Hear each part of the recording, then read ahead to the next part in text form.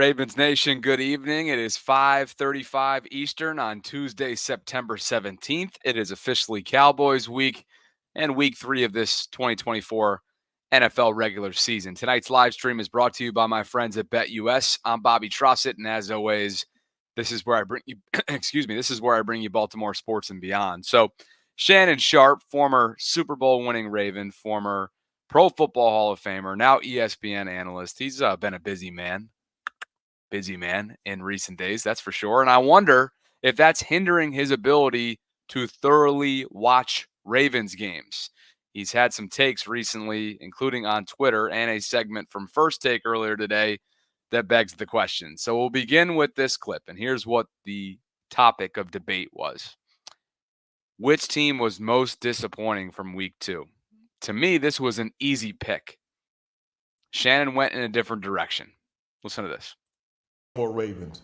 11 penalties for 109 yards, 3 for 11 on third down. And they had a 10-point lead late into the ball game. And you got MVP, reigning MVP, 1 vote short of being unanimous again for the second time. You bring in Derrick Henry, a guy we know who can be a bell cow back, but John Harbaugh said we didn't bring him in here to give him 30 touches. No, you got to be disappointed in that situation. And you playing the Raiders, and you're at home, and Gardner Minshew is their starting quarterback, and you've done a great job of bottling him up all day. You had Devontae Adams on ice pretty much all day, and then all of a sudden you let your guard down, and the next thing you know, the Raiders walk it off with a field goal. So considering what we expected the Ravens to be, because all we heard about, get back in that opportunity, get back in that situation, do it over and over and over again. Well, if in last week, and I don't think last week is any indication, but I'm very disappointed with what I saw from the Baltimore Ravens because they have an MVP, a former Offensive Player of the Year in Derrick Henry, a guy that we know can go get you 1,400 yards still, given the right situation. I was very disappointed in what I saw with the Ravens. Shannon's team is, and most disappointing team from week 2 is the Ravens. I get it. It's probably between them and the team that I'm picking, and that is the Dallas Cowboys, who put up a complete and utter stinker at their home field, their home stadium on Sunday, losing to the New Orleans Saints 44-19. Now, he's not wrong when it comes to the expectations of this Ravens team. We understand that. What I also understand, though, is that Dallas has been pretty darn good in recent years throughout the Dak era in regular season play. And at home in week 2, just 10 days after signing Dak to a mega deal, you're telling me a 44-19 stomping is the best that you could do? That's just unacceptable. And they couldn't even stop the run.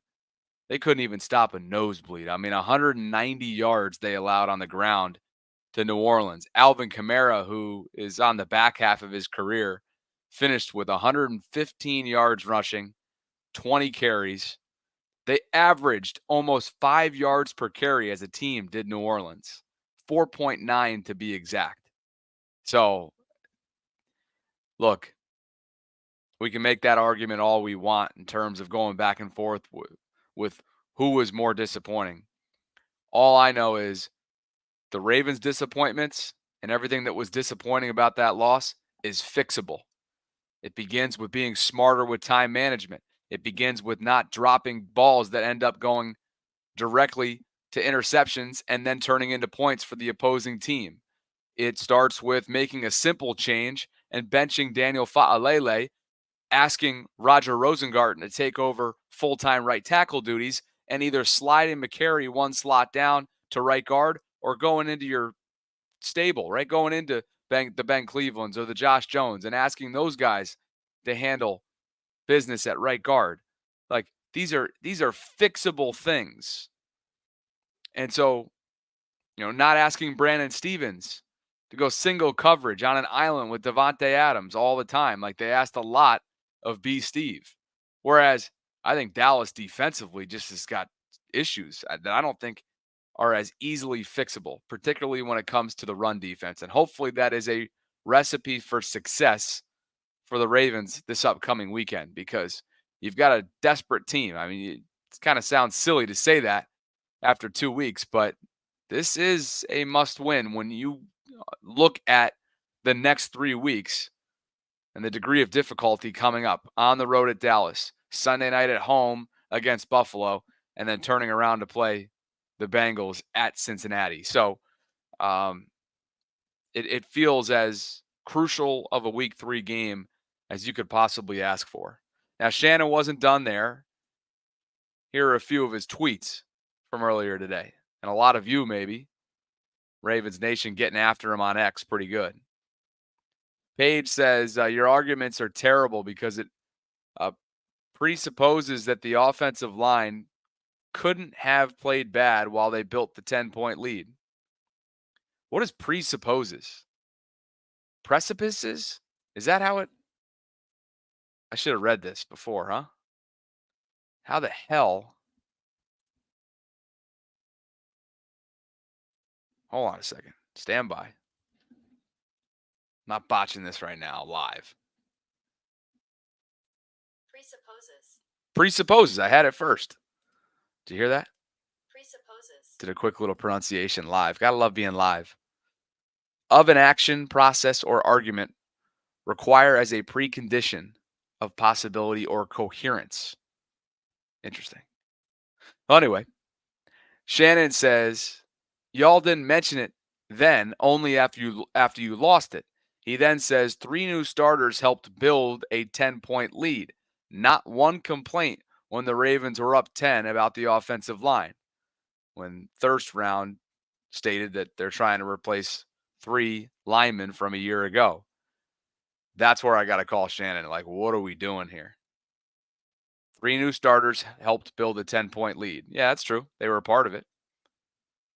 But to say that there wasn't one complaint when the Ravens were up 10, what game were you watching? What Twitter feed were you scrolling? We were all, and we have all been singling this out. This has been a topic of the entire offseason. It was a topic during the preseason. It was a topic during training camp. It was a topic during minicamp. It was a topic during OTAs. It was a topic during free agency. And here we are through 2 weeks, and Shannon's trying to tell me and us and his Twitter world that there wasn't one complaint when the Ravens built up that 10-point lead in the fourth quarter. The door should have been shut. It wasn't. And now we all suffer as a result. But Shannon, too often over the years when it comes to at least his Ravens analysis, kind of like Jason Kelsey came across last night, leads you to believe that he's not thoroughly watching these games. It doesn't have a great pulse for where the organization is right now, which in a sense is understandable because of how much is on these guys' plates. They're trying to watch double-digit games.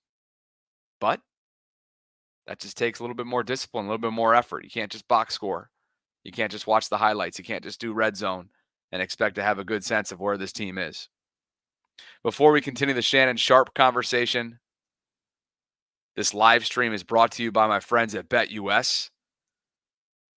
And at betus.com right now, I'll take you to the site as we speak. They're offering you a 150% deposit match on the first 3 deposits. And all you have to do is use promo code YouTube150. That is YouTube150. They've got the fastest payouts in the industry. Fast and easy deposit and withdrawal processes. 24/7 personalized service. 365 days a year is offered to you. And take a look at the site itself. The Ravens are favored by 1 on the road, according to BetUS here on site.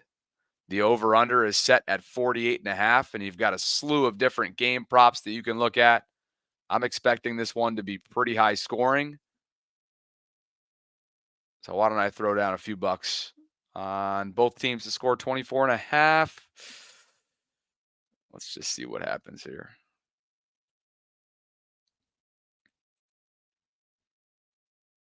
I guess I'll go with 19.5. Here we go. Let's see. 25 wins me 45. 50 wins me 90. 55, 99.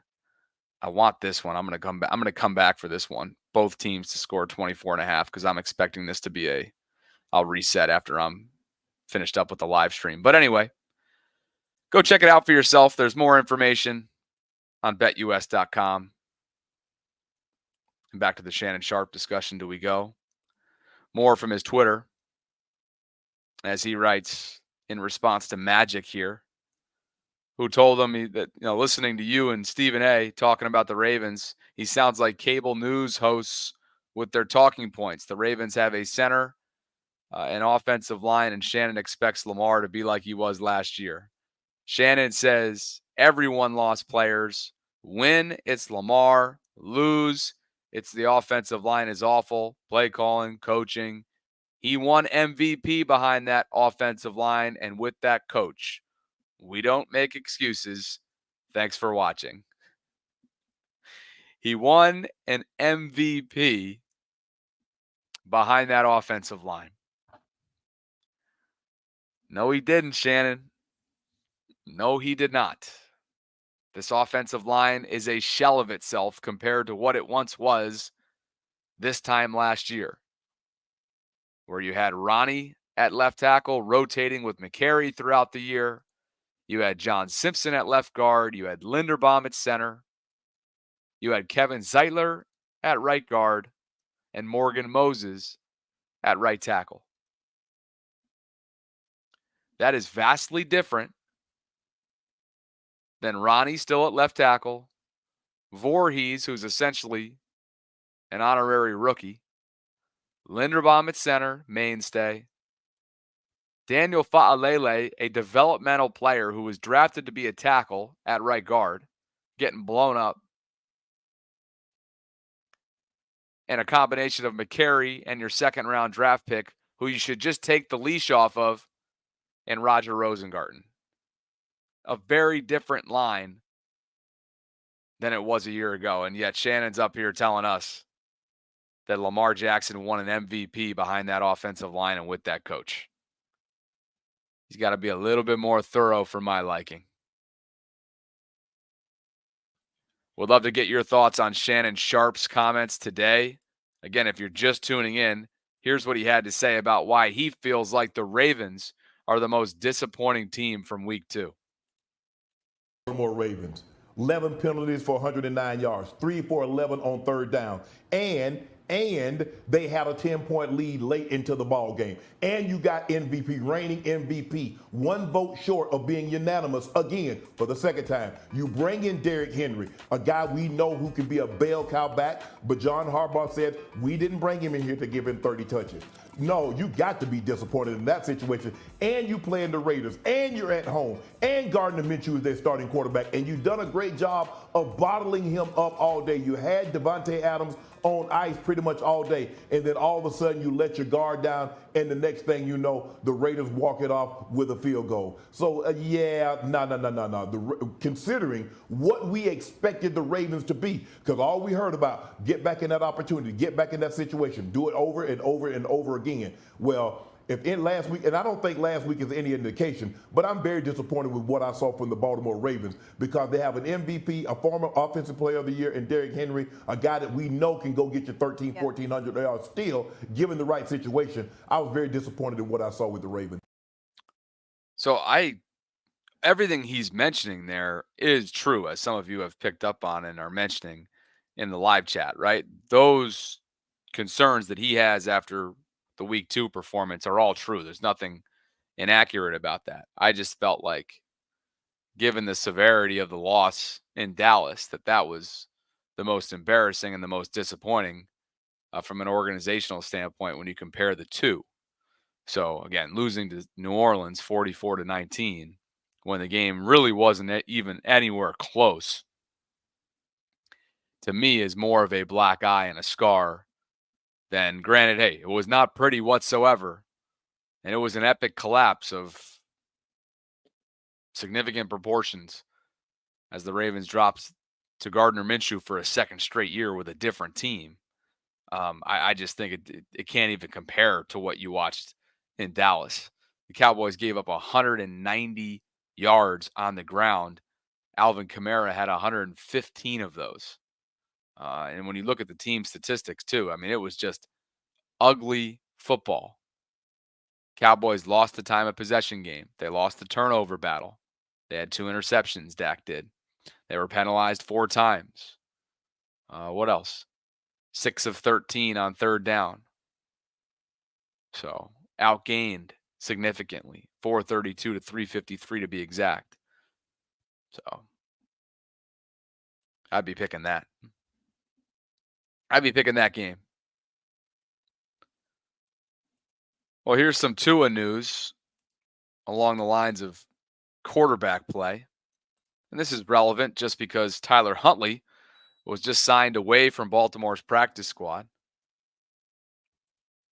And Tua now is being placed on injured reserve because of that concussion, scary concussion he suffered on Thursday night. And Ian Rappaport notes that this is in order to give him ample time to progress through the stages of concussion protocol and meet with outside neurologists. In the meantime, it looks like Skylar Thompson is going to be QB1 this upcoming weekend for the Miami Dolphins. Let's see who's on their schedule. They've got the Seahawks. It's a 4:05 start coming up this Sunday. And I would guess that Tyler Huntley's going to find his way not just onto the active roster, but depending on how severe it is for Tua and how long he really is down, at least for the next month, I would not be surprised if Snoop gets another opportunity in his home state, which is cool for him, to be QB1.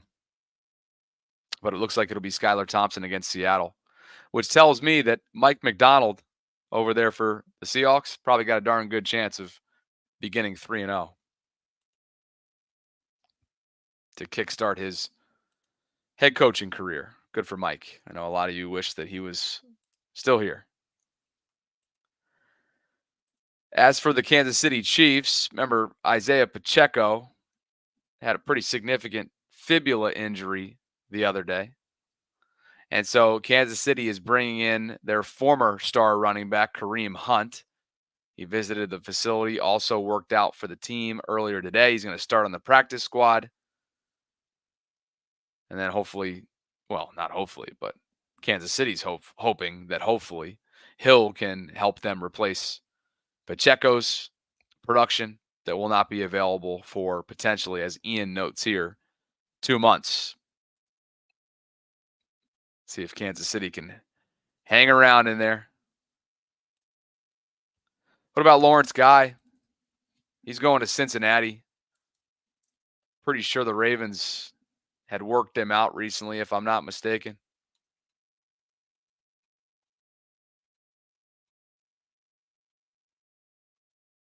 I want to say at least that was the case. Could be wrong. Thought I saw that recently. Yeah, there it is. August 28th, they hosted Lawrence for a visit and a workout. And remember, he began his career in Baltimore, but now he is sticking in the AFC North, but going to be with Cincinnati. And he is going directly to their 53-man roster. And remember, being that the Ravens brought in Chris Wormley yesterday and have worked out other players like Lawrence Guy, clearly there's something going on there with the defensive line and the depth department where they feel like they need a little bit of help. So Chris Wormley ended up being the guy. But this from earlier in the summer, at the end of the month, at the end of August, Lawrence Guy was somebody that they were taking a look at. What else is going on here? Let's get some patrons in here. Kevin Eberly, Lito Thompson, thank you both for believing in what I'm building. This is your monthly shout out. Thanks for the support that you give me through Patreon.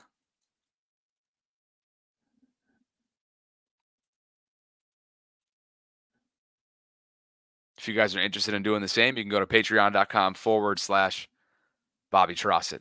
Thank you both, Lito and Kevin. Appreciate you guys. I just saw a comment that I'm hoping to react to. All right. Jay Rayner says Marlon's about to cancel that podcast. And this reminds me. Let's do some live on the fly reacting here. Okay. Trippy. Time to give Trippy some publicity. And we're going to bring in, and I'll tell you what, we'll do this. How about this? This freaking guy, man.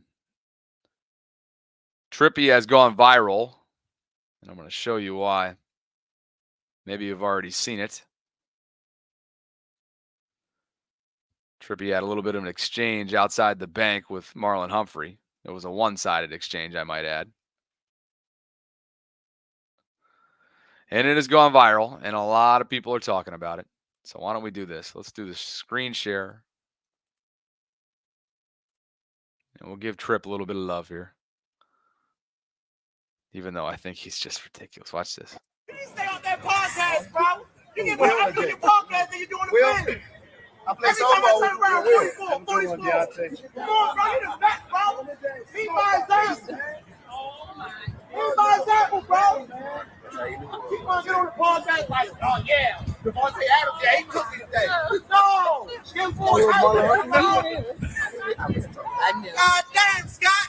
Hey, Scott, tell them all to stay on that podcast, man. I'm being serious, man. Y'all know that's true. That's why everybody out here coming live. That man keep on give out effort. Then you need some fans no love. That's the sad part about it. He said he was going to sign autograph. There you go. That's on the picture right there. Have a good one, Bo. Hey, Bo. Taking a picture, Bo. Bo, come on, bro. Come on, Bo. Bo Brady. Come on, man. Come on, Bo. You better than Marlon. He said he about to come over here. Yeah, Bo. Okay, Trippy. I love the guy. I do. And I love him enough to ask him a straight up question. Friend of the show, friend of the vault, Baltimore sports diehard. Hey, Tripp. If Marlon didn't have his headphones on, clearly tuning everybody out on his way out of the stadium, and he walked up to you and looked you in the eye, you saying every last word that you just said that I heard there for that last minute? You saying that to his face? Stone cold? I'd have to see it to believe it. Clearly, Marlon has not had the best start to what's supposed to be a bounce-back season. Let's remember that the assignment that was blown that led to Xavier Worthy's second touchdown on opening night was not his fault. That was Kyle Hamilton's fault. So if you're thinking about that, just keep that in mind. But, Tripp.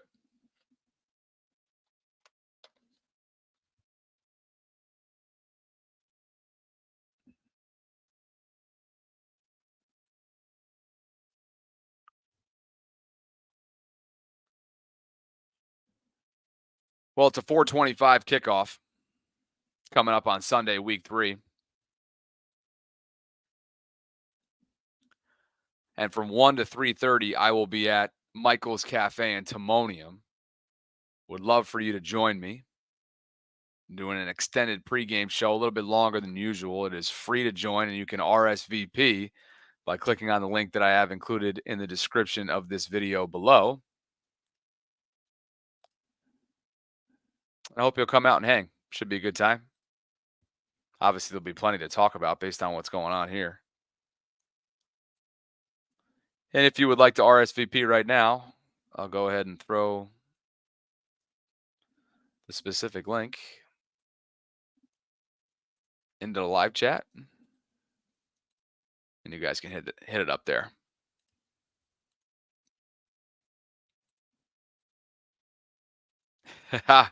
Here comes Tripp.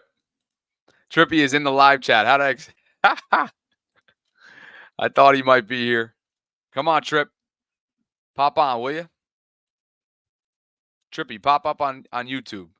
Here's the link to call in. I want to talk to you about the Marlon thing. All right, but first, Trez is on vacation. Live chat's open. Guest lines are open. Let's see if we can all convince.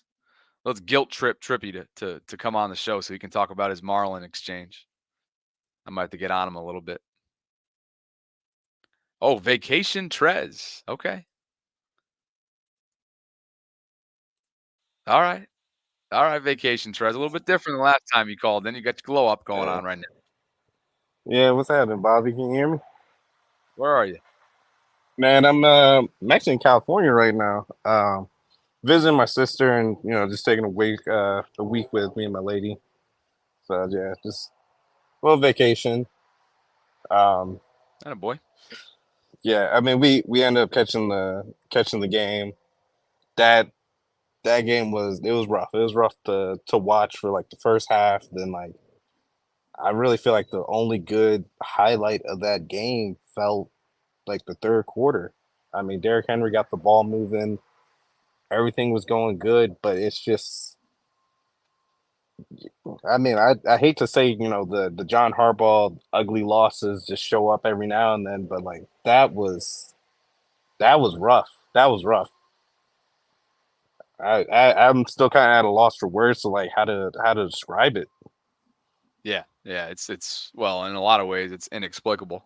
You know, it's Yeah, it's just it's really, but really though, it's inexcusable is what it is because it is very explainable, and we've dissected the hell out of it for 48 hours at this point. You know, whether it's time management, whether it's Rashad Bateman, whether it's um, not being able to stop a one-dimensional offense when it counts. Lackluster special teams, which is very uncharacteristic in Baltimore. yeah, And then we haven't even mentioned the offensive line, which is probably the biggest culprit of them all. So right there, that's 4 or 5 things that, yeah, most quarterbacks are not going to be able to overcome that unless they have a Superman cape on. And it was just one of those days where, yeah, I mean, Lamar was good, but he wasn't in Superman mode, and you needed all that and more in order to overcome those shortcomings. yeah. And I got a question for you. So I mean, obviously with national media pundits and stuff like that, obviously they can't watch every single game. They have the little people who watch it, summarize it, and then give it to them, and then they make their own opinion. Sometimes they watch some of the games and stuff, but it just seems like more and more I mean, they give you these glaring takes where it's just like it's all on the quarterback, or for some of their golden childs and stuff, like Joe Burrow, Pat Mahomes, Josh Allen, Justin Herbert. I mean, he's off to a good start with 2-0, but it seems like it's just like uh you know they just didn't get it done, but they'll bounce back next week. But when it comes to other quarterbacks, Lamar included, it's just like, why can't Lamar just get it done? But it's like, if you see everything that he's working with, the whole offensive line, or really just right guard, and how Ben Cleveland isn't getting a shot at it. It's rough to see, and it's pretty blatant that that is the big concern and the big issue. But I mean, it's not being voiced. I mean, it seems like a slam dunk, a slam dunk thing to say, but Yeah, yeah. I appreciate you, Trez. Thanks for calling in. I got a few other guest lines to get to, but always good to see you and enjoy your vacation. All right. yeah, See you, brother.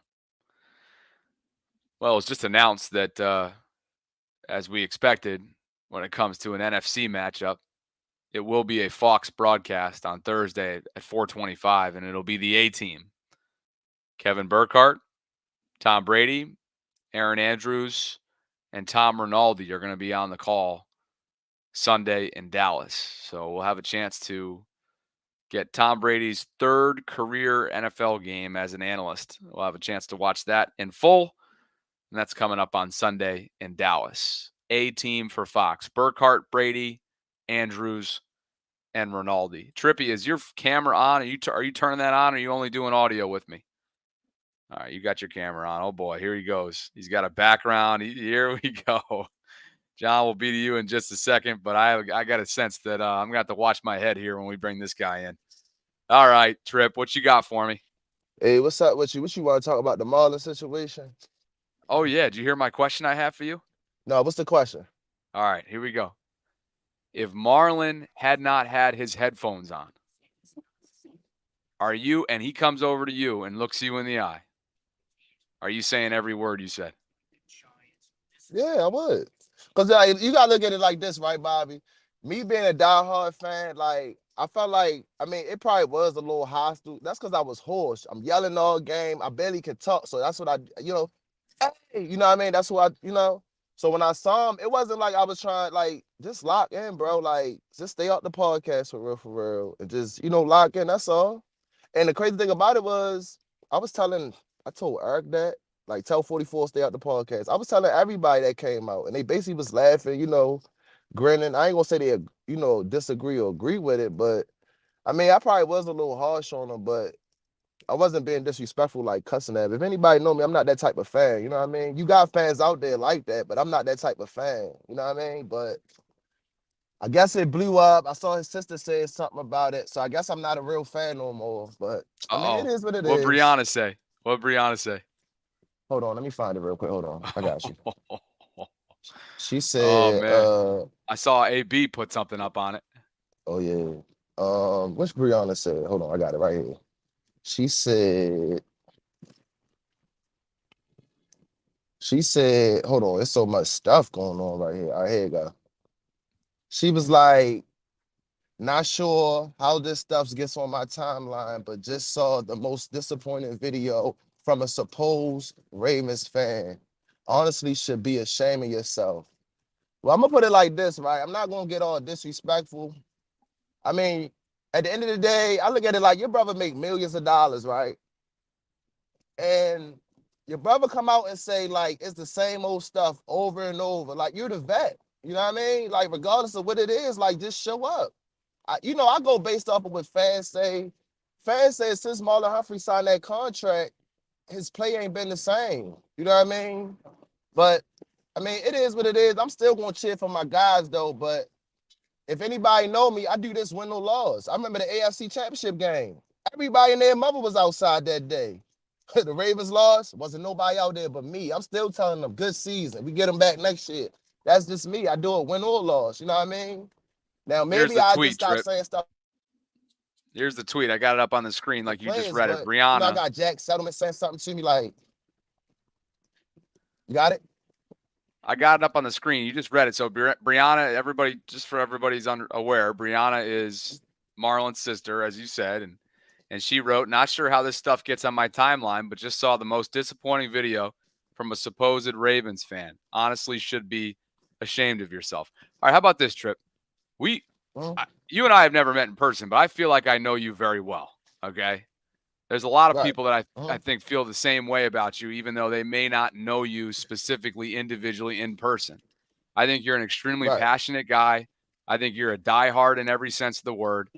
And with all of that said, I think you can probably acknowledge, like you just did earlier on, that 60-second clip maybe doesn't necessarily represent who you are, and in a sense was maybe a little bit hyperbolic, a little bit inflammatory, right? Like all that can be true. Do I think there needs to be an apology for it? Hell no. I mean, come on. This is football. This is fandom. This is how it goes. But that 60-second clip I thought was, yeah, like you said, a little bit harsh.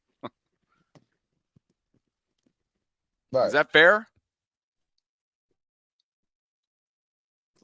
But like I said, though, I'm not going.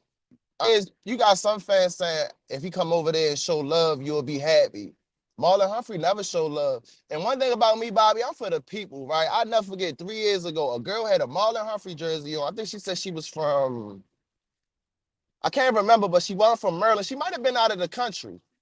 And I'm like, Marlon. He annoying us. But if you think about it, right, you remember that clip last year? He was like, yeah, Ravens fan trippy. He's mad at me. You know what I mean? Stuff like that. I'm going to start. Maybe I'm the reason why we ain't win the Super Bowl. I just feel like he just need to lock in for real, because I've been a Ravens fan before Marlon was here, and I'm always going to be a Ravens fan. But a lot of stuff I've been saying lately, this is not Ravens football.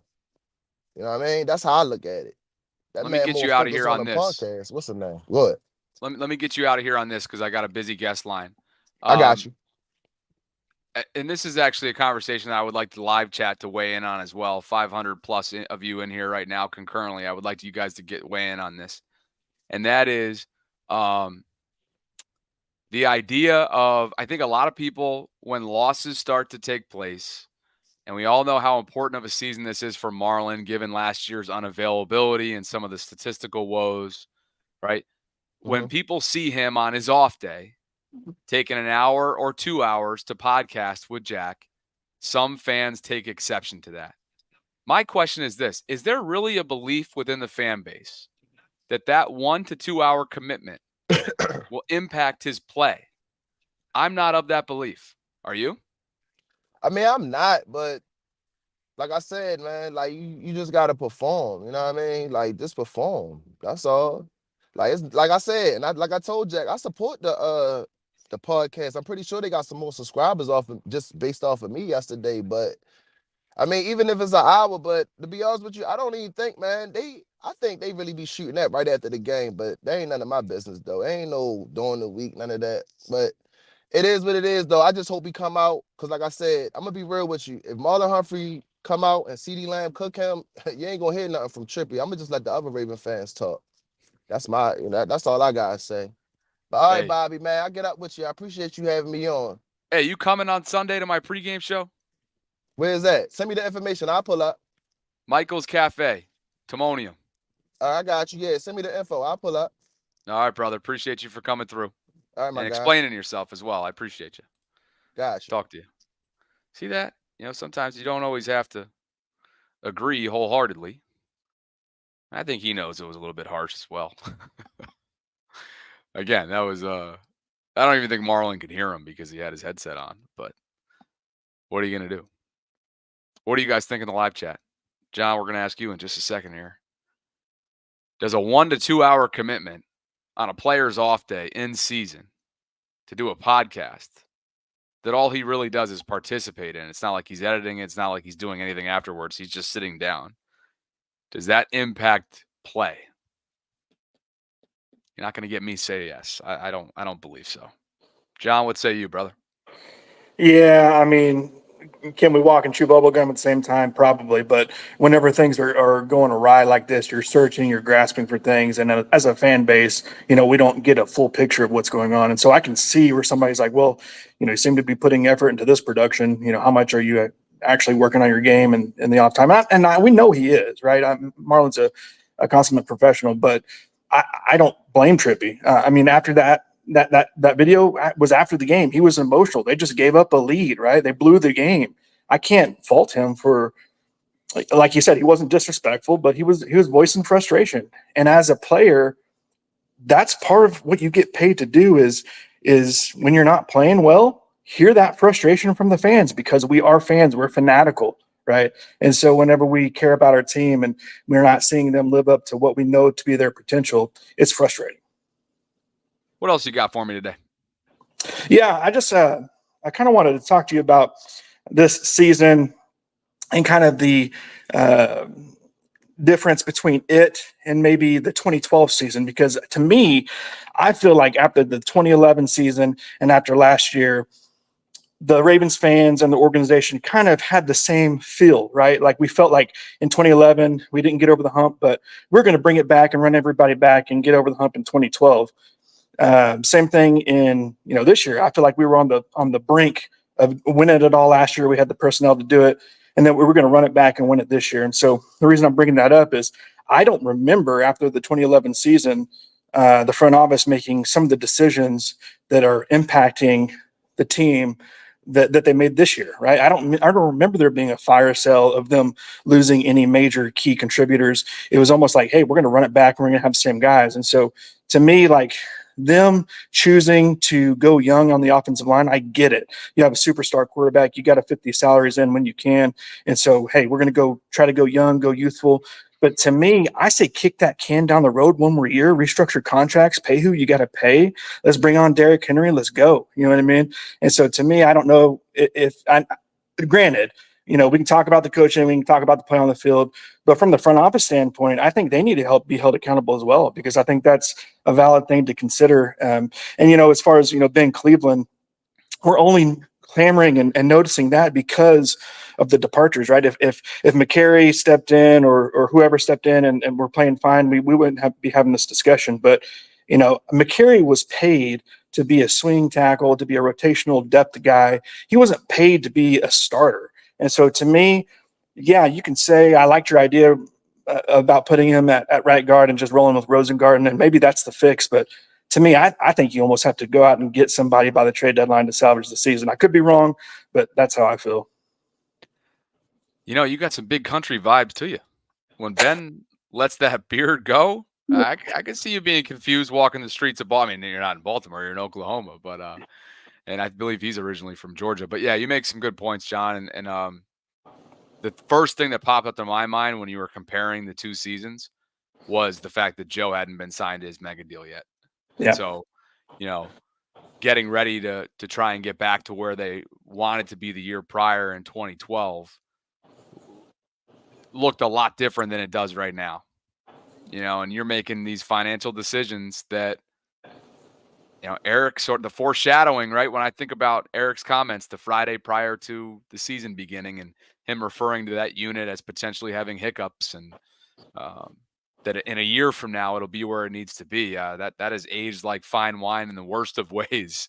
And so anyway, good stuff, dude. And yeah, look, I think that I'm with you on the McCary belief, but you're at a point now where you got to use them somehow. And to me, I mean, of course, you're always going to use them.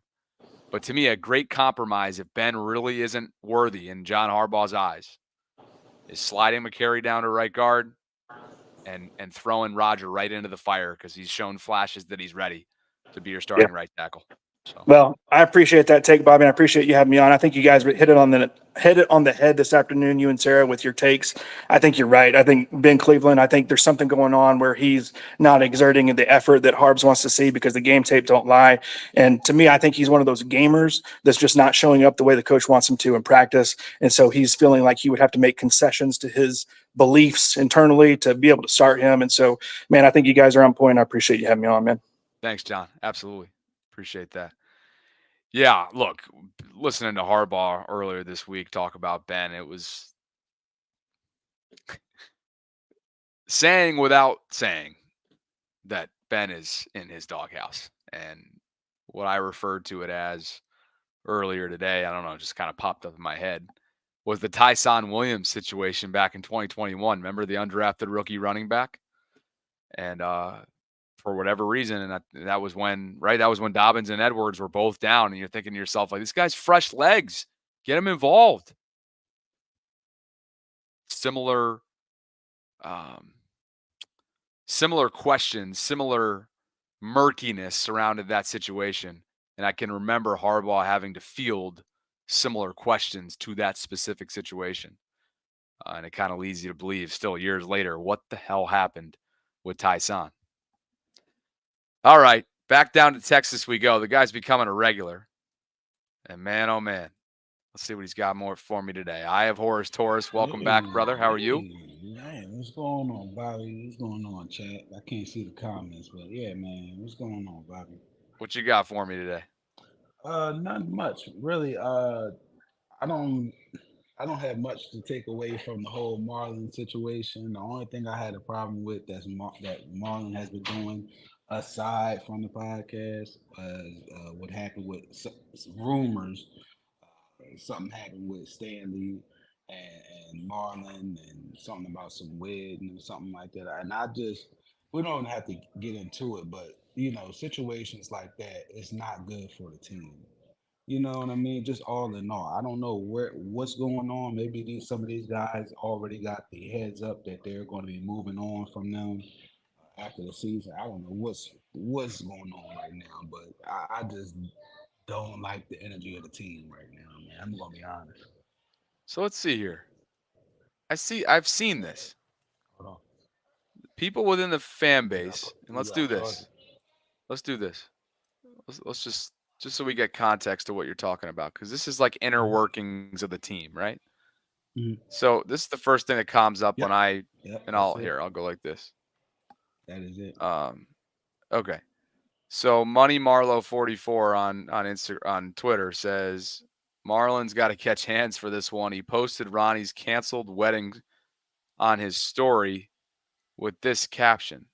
Oh, wait a second. Why was it canceled? Supposedly, I don't know how true it is. Supposedly, the girl's still running up. I don't know how true it is. It was from 2022. Why Marlon brought it back up, and then right after they unfollowed each other. It could be nothing in the grand scheme of things, but again, between the podcast, the off season with he kind of knew Derrick Henry was coming to the team, but nobody wanted to tell him because Marlon's going to tell it on his podcast. So it's points in time where you can look at Marlon and say he needs to grow up sometimes. But I won't use him as the crutch to say why things is going wrong right now in Baltimore. But this is just adding to it. All right, this is interesting because now let's just do a little real time search on this. How about this? Hmm. Let's get creative here. This is a real thing, y'all. Let's do this. So, okay, this is interesting. I'm doing another screen share because we're gonna check live right now to see if indeed they don't follow each other anymore, or at least Ronnie's case. Okay, so following. We're on Ronnie's profile. Isn't it funny? That's my guy Evan. I forgot these two went to Notre Dame together. I forgot about that. All right, let's see. Marlon. Oh yeah, he unfollowed his ass. That's crazy. I'm Huh. saying it's just how y'all are, man. This is crazy. Okay. Hold on a second here. Let's do this. Um, let's go to Marlon. And let's go to his followers.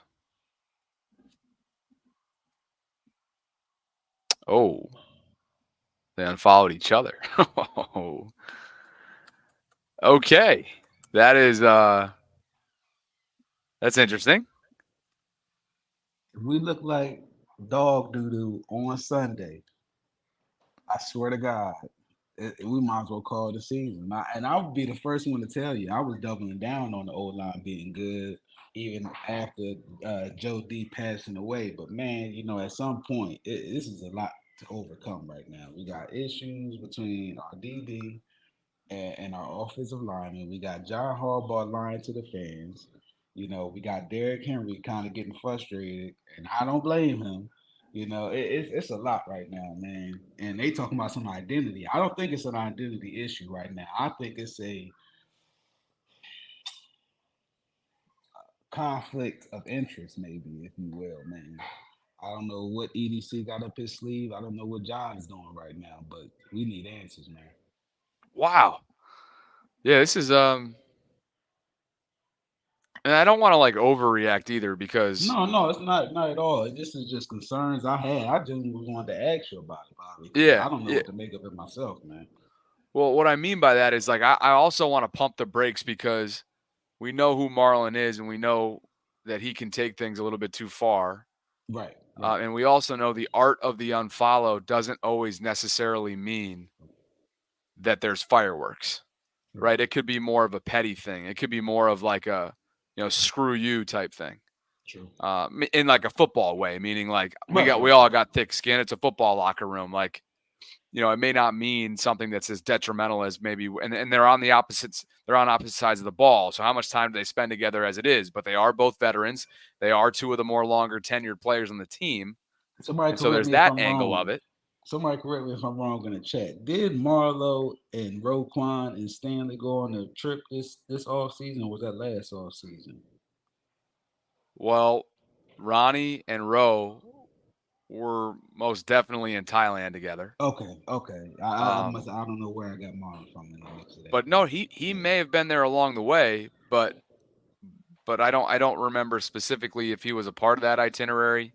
right. I want to say they did spend some time together. But Yeah. I was kind of quick to argue with Sarah earlier this week that I didn't feel like the locker room was even remotely close to being lost, and that was in response to the Zay frustration retweet. But this certainly opens up the door, I guess, a little bit, or cracks the door open for at least a little bit of that conversation. So, When you mention the locker room, are you referring to the players themselves, or are you saying players versus the coaches in a sense? yeah, I mean, I guess it was in what I'm referencing was sort of the question of whether or not Harbs has lost the locker room. That is a legitimate question. And I don't believe. I think it's just too early. I don't consider any of these like substantial evidence. I consider these like little parcelings of something that maybe you just file away and keep in the memory bank and revisit them if need be. All right, I'm with you. I'm with you, Bobby. Anyway. All right, dude. Appreciate you for popping by, and thanks for bringing that to my attention. No problem, man. Chat was good, man. Y'all be safe out there, man. Absolutely. Seatbelts on, man. Seatbelts on. That's right. including Tripp, who I think tried to hide that he was driving with that freaking background. Amazing. Yeah. Later. All right, Later, Bobby. man. Yep, I'll talk to you. Well, a little bit more drama over the last 15 minutes than I would have expected, but here we are, trying to make sense of everything going down. Hopefully, most of it is water under the bridge and something that we'll laugh at here in the coming weeks, but there's a little bit of back and forth going on with the inner workings of the team. But you know what'll cure it all, at least for the time being? Winning. Winning will literally cure it all. At least from a PR standpoint, media coverage standpoint. Tonight's live stream is brought to you by my friends at BetUS. They are my sports betting partner for this upcoming season. And on betus.com right now, they've got the Ravens as 1-point road favorites over Dallas. The over-under is set for 48.5. And there are so many different game props to take a close look at. Total touchdowns for both teams, total field goals. You can go team to score last, team to score first. But I'll close in on, I think it's going to be a high-scoring affair. So how about both teams to score 24.5? Right now, that is sitting at plus 300. If it's a yes in your mind, I think that's a no-brainer. $50 wins you 200. What does 25 win me? 25 wins me 100.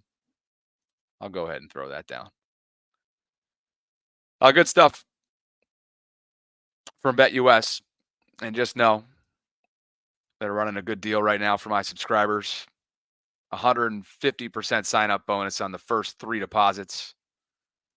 And if you use the promo code YouTube150, that's all you need. Promo code YouTube150. Well, thanks, guys, for dropping by.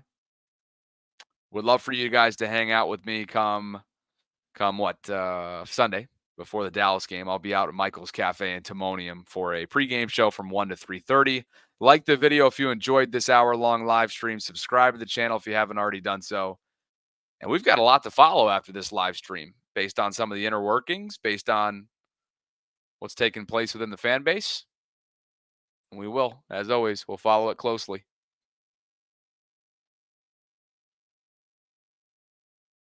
Appreciate you guys for being here, as always. And I will catch up with you on our Wednesday lunch hour live stream tomorrow with Sarah. All right? Talk to you then. Appreciate you guys.